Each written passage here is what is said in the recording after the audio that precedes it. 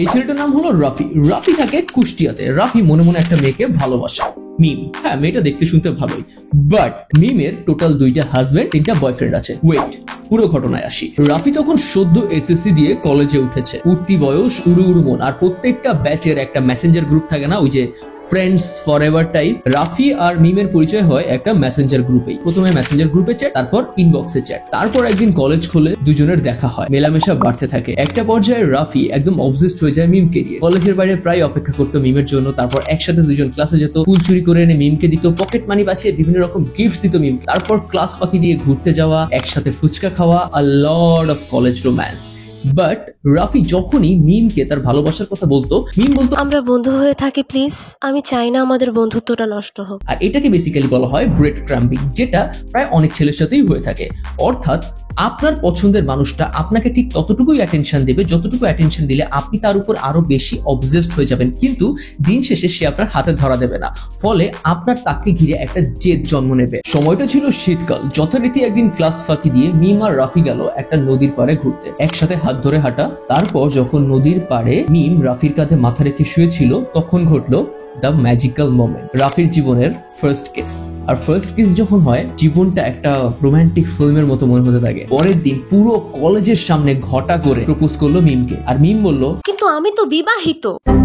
What, মানে কি? But yes, মিম সত্যি কথাই বলছে। এসএসসির পরপরই মিমের বিয়ে হয়ে গিয়েছিল সাদিক ভাইয়ের সাথে। আর সাদিক ভাই থাকে সৌদি আরবে। আচ্ছা ওয়েট, সাদিক ভাই কি জানে যে তার বউ কলেজে উঠে এত কিছু করে ফেলছে? না, মানে বেশিরভাগ প্রবাসীর সাথে যায় হয় আর কি। বাট রাফির প্রপোজ করা সেই ভিডিও ভাইরাল হয়ে গেল ফেসবুকে। শেয়ার হতে হতে পৌঁছে গেল সাদিক ভাইয়ের কাছে। সাদিক ভাই দেখে ভেঙে পড়লো। পরের সপ্তাহে ফ্লাইট নিয়ে চলে আসলো বাংলাদেশে। মিমের পরিবারকে সব জানানো হলো, কিন্তু মিম বলল আমার কি দোষ, ওই ছেলে প্রপোজ করছে। সাদিক ভাই এবং মিমের পরিবার তুলে আনলো রাফিকে। জিজ্ঞাসাবাদের এক পর্যায়ে রাফি সব বলে দিল, বিশেষ করে তাদের অন্তরঙ্গ চ্যাটিং এবং ওই যে নদীর পাড়ে যে ঘটনাটা, সব। এরপর মিম বলল, আমার অমতে তোমরা আমাকে বিয়ে দিছো, এই ছেলেকে আমার একদম পছন্দ না। আমাদের সাদিক ভাই ভেঙে পড়লো। মনের বিরুদ্ধে গিয়ে পরিবারের কথায় ডিভোর্স দিয়ে দিল মিমকে। ডিভোর্স হওয়ার কিছুদিনের মধ্যে মিমের সব সোশ্যাল মিডিয়া অ্যাকাউন্ট ডিঅ্যাক্টিভেটেড, নাম্বারও বন্ধ। আপনি যে নম্বরে কল দিয়েছেন নম্বরটি এই মুহূর্তে বন্ধ আছে। ডিভোর্সের ঘটনাটা কোনো একটা ফ্রেন্ডের কাছ থেকে জানতে পারলেও কোনোভাবে আমাদের রাফি মিমের সাথে যোগাযোগ করতে পারছিল না।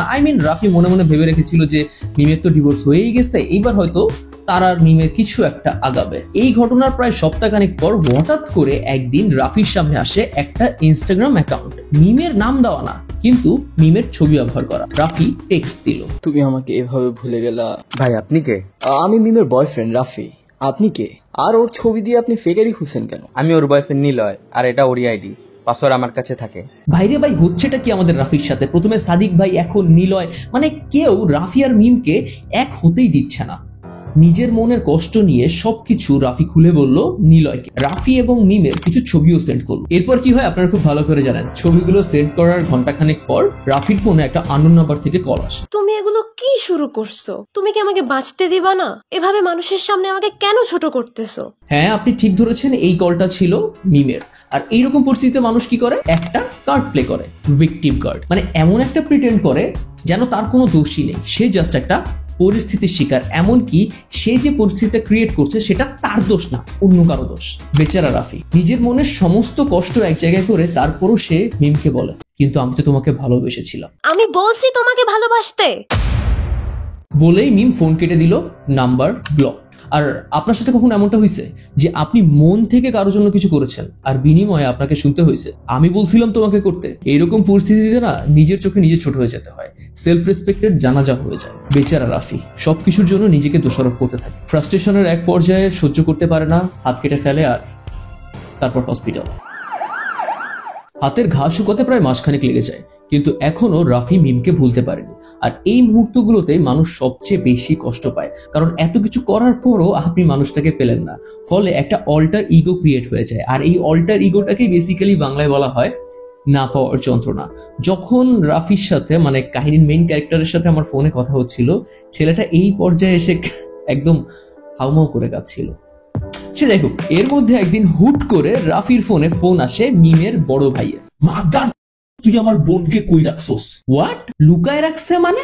এই পুরো ঘটনাটা বুঝতে রাফির কিছুক্ষণ সময় লাগে, বাট একটু পরেই বুঝতে পারে যে মিম আসলে বাড়িতে নেই। মিম কোন একটা ছেলের সাথে পালিয়ে গিয়েছে, আর এই কারণে সবাই সন্দেহ করছে রাফিকে। রাফি নিজের নামটা ক্লিয়ার করার জন্য বলে দিল নিলয়ের নাম, এবং প্রমাণস্বরূপ তাদের চ্যাটিং এর স্ক্রিনশট এবং ভয়েস নোট গুলো শোনালো। এবার ডেকে আনা হলো নিলয়কে। বাট নিলয় বলল, আমার সাথে তো মিমের সেদিনই ব্রেকআপ হয়ে গেছে।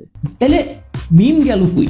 রাফির সাথে কোনো যোগাযোগ নেই, নিলয়ের সাথে কোনো সম্পর্ক নেই, গল্পে আবার কার এন্ট্রি হবে? এই সমস্ত কেলেঙ্কারি 2 দিন পর রাফির ফোনে আরেকটা আননোন নাম্বার থেকে কল আসে। আপনি কি মিমের এক্স বয়ফ্রেন্ড? সরি, আপনি কে? আমি কে সেটা জেনে আপনার কি হবে? নিজের গার্লফ্রেন্ডকে সামলায় রাখতে পারেন না? অন্যের জামাইয়ের দিকে চোখ দেয়। আরে কে আপনি, আর কি বলতেছেন এগুলা? আমি নুসরাত, আপনার গার্লফ্রেন্ড আমার জামাইরে নিয়ে ভাগছে। জি, আপনি ঠিকই ধরেছেন, এই কলটা ছিল নুসরাতের, এবং মিম বেসিক্যালি নুসরাতের হাজবেন্ডের সাথে পালিয়ে গিয়েছে। ভাই এই মেয়েটা, এই গল্পটা এখানেই শেষ হতে পারতো, বাট এই ঘটনার পর থেকে রাফি এবং নুসরাতের রেগুলার কথা বলা শুরু হয় মিমকে কেন্দ্র করে। পুলিশের দৌড়াদৌড়িতে নুসরাতের পাশে ছিল রাফি। অবশেষে পুলিশ খুঁজে বের করলো মিমকে। মিম এবং নুসরাতের হাজবেন্ড দুইজনে পালিয়ে গিয়েছিল গাজীপুরে। Here is the most interesting part. সনদপত্র অনুযায়ী মিমের এখনো 18 বছরই হয়নি। শি ইজ আন্ডার 18, অর্থাৎ বাংলাদেশের আইন অনুসারে মিমের এখনো বিয়ের বয়সই হয়নি। তাই কেস খাওয়ার ভয়ে নুসরাতের হাজবেন্ড মিমের সাথে তখনই ছাড়াছাড়ি করে ফেলে এবং নুসরাতকে সরি বলে। পরিবারের কথা চিন্তা করে নুসরাতও তার হাজবেন্ডকে ক্ষমা করে দেয়। কিন্তু এদিকে আমাদের রাফি মনে মনে নুসরাতকে ভালোবেসে ফেলে, কিন্তু আমাদের বেচারা রাফি নুসরাতকেও পেল না। যাই হোক, রাফি এখন সিঙ্গেল, আর এই পুরো ঘটনা ঘটে কুষ্টিয়াতে। So hello Kushtia. এখন আপনি কমেন্ট করে জানান যে আপনি রাফির জায়গায় হলে কি করতেন, আর আপনি যদি চান আপনার স্টোরি আমি শেয়ার করি, তাহলে আমি ডিসক্রিপশন বক্স বা কমেন্ট বক্স কোথাও একটা লিঙ্ক দিয়ে দিব, ক্লিক করে শেয়ার করুন আপনার গল্প। আর হ্যাঁ, স্টোরিটা লেখার সময় একটু শর্ট করে লিখবেন, যাতে আমি সহজে পড়তে পারি। আপনার গল্প ইন্টারেস্টিং মনে হলে আমি নিজে যোগাযোগ করব আপনার সাথে, আপনার মুখ থেকে আপনার গল্পটা শোনার জন্য। আসলে কি জানেন, আমাদের প্রায় প্রত্যেকেই একটা অভিশপ্ত অতীত আছে, রাইট?